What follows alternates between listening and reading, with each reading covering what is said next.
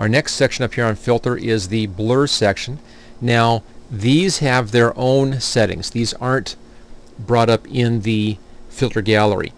Now the first options here, these will just apply the effect directly. This is just the word. If you see 3 dots after it, that means that this will be bringing up its own little dialog box. If you just click on these, it'll just hit that right away. If you just want to blur your image down a little bit, just soften it up a little bit, just click on blur, and it softens it up a little bit. If you want a little more of a blurring effect, then go over here and just choose blur more, and it adds in a little more of a blurring effect. Fairly straightforward, as you can see. Let's just back up a couple of steps. There we go. Above that is average. What this does is it averages all of the colors in the picture and gives you one color zone here, which is an average of all of those colors in that picture. Let's just undo that average. Sometimes that's useful to have. You can average it and then use it as a background if you're doing something else, other filters and effects and so forth. Beyond that, we have different specialized blur techniques. The box blur blurs using kind of a box shape. You can kind of see that effect right in here. You can adjust the radius size of that blur.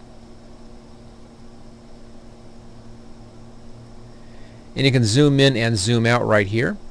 If you see this kind of a box, little preview window, you actually can pull the image around. And if you click on the window and hold, it shows you your original. Let go, it shows you a preview. You can unpreview here and then compare original or preview. Again, just click and hold like that. And this technique here with the preview and with this box holds true for any of these filters that look like this, that have this kind of a dialog box. So that's the box blur. The Gaussian blur, again, same kind of box as you can see here, same thing, click and hold. The Gaussian blur is a nice blur for just softening up a picture a little bit. You can give it a very small little amount of blur in here. This one's occasionally useful if you just need to just soften up a little bit of something without doing a whole lot of an effect to it. It occasionally can be used to remove artifacts, just little glitches and so forth in a picture. Let's say on this image I wanted to have a nice clean sailboat, but I had some glints and things I wanted to get rid of in the water. What I would most likely do would be to make a copy of this layer. I would then cut out the sailing ship, keep that on its own layer with the transparency behind it, and then I'd use this filter on the background layer and soften up the water just a little bit, leaving the ship transparent. You wouldn't be able to tell that the water had been softened if you do a small amount because it's already rather soft looking, but I could use that to just clean up the water a little bit, and then by retaining the sharpness of the image as its own layer, the whole picture would look as if it was a sharp picture. Of course, you also could just mask this off and then work outside of the mask with your Gaussian blur, but I prefer to separate them by layers, giving me a little more control down the road. So it's a Gaussian blur, rather. Real nice blur tool, one of the better blur tools. Lens blur. Let me see if I can get this dialog box to fit a little bit better. There we go. This allows us to imitate different lens blurring effects. Two options: faster or more accurate. If we have a transparency or a layer mask, we can work from those. And then we can adjust the iris. Now the iris is, of course, the part of the lens that opens and closes the lens. And we can change our iris shape in here, adjust the radius of that, adjust the blade curvature, rotation, adjust for specular highlights. Lots of options. Add in noise into here, so blurring with noise as well. We can make the noise monochromatic. That's just off screen. Make it monochromatic. This is a useful tool to use again if you need to blend something into the background into a shot that was shot on film. You can use this technique to try to match the effect. It takes a little bit of fussing around with these settings to get it just right and then comparing back and forth, but it's a pretty good tool for doing that. And that's the lens blur tool. Going back, you look on our blurs some more. We have a motion blur. This allows us to put a blur in. Notice again we have the same kind of dialog box here, which means I can click and hold and see the difference in here. Can use this to make a blurring effect. There we go. One of the uses for this tool, this motion blur, again is to come in, let's just close that preview, come in and make a copy of your layer. So you have two copies of your layer.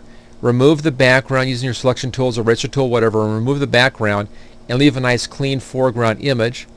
Then go to the layer below, the background layer, blur that background layer with this sitting on top, and you can get the effect of this moving real fast because it has a blur in behind it. You've seen this kind of on, racing car shots and so forth. This is the way you fake those shots out. Just use that as a background, stick your ship on as the foreground, and you can fake out that kind of a motion blur effect. Okay, coming into our blur again. Radial Blur spins the blur around. Now this is an older style dialog box. This one doesn't have a preview. We can see kind of how the image will be blurred by looking at this. We have two options: zoom, which zooms us in, or spin, and we can adjust the amount. I'll just do this twice. Here's a zoom. Looks like we've zoomed into the image a little bit. Let's undo that, and then let's do a twist. Back to our spin. There's a spinning effect. So two different effects. Now again, both of these don't have any preview on them. It's one of the earlier of the filters, and it still retains the older quality dialog box in here. So that's your Radial Blur. Moving on down the blur effects, we have Shape Blur. This allows you to blur the effect based upon a shape, which is kind of interesting. Depending upon which shape you choose, you can have some fun effects on this. The larger the radius, the longer it's going to take to actually go ahead and apply that blur effect. But there we go. There's the shape blur, and you can see the effect in here of that shape blur right up in there. You can see the blur is actually being blurred by, there you go. You can see it's being blurred by that shape. Okay, let's cancel that one. A Smart Blur, very useful blur. This is very good if you want to try to, again, clean up an image. What the Smart Blur does is, and you can of course adjust your radius, threshold, and your quality levels in here. What the Smart Blur does, you can kind of see it right in this area here and a little bit in the water.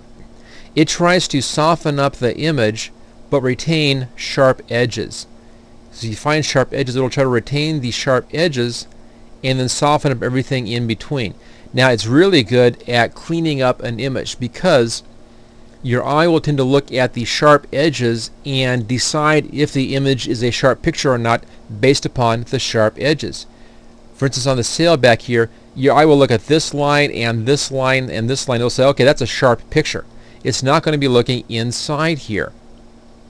It won't use that as the determining area on how sharp the picture is. So just choose OK. There we go. You can see how much it's softened up the image inside of these sails and smoothed that out, but your eye still tells you this is a sharp picture because all this stuff down here looks sharp. It must be a sharp picture. So that's the Smart Blur. Very useful blur if you're trying to clean up defects in a picture. Just do just a little bit of the Smart Blur in there. And finally, Surface Blur allows us a little bit of blurring on the surface again, and is also pretty good at protecting the edges. Not quite as good as the Smart Blur, but pretty good. Again, it has this kind of a dialog box where you can click and hold and see the original, let go and see the preview. There we are. That's a look then at the different blur options. Thank you for watching my video. I hope you found it useful. If you like this video, click on the like button below to let others know. You can click the subscribe button so you don't miss any of my videos in the future. I'm frequently uploading new training videos. Don't forget to check out my website at howtogurus.com. You can share this video with your friends and coworkers. Just click on share and then click on the social media buttons. Feel free to comment on my videos. I try to answer all comments as quickly as I can. And finally, you can get all of my training videos on DVD at howtogurus.com. Thanks again for watching.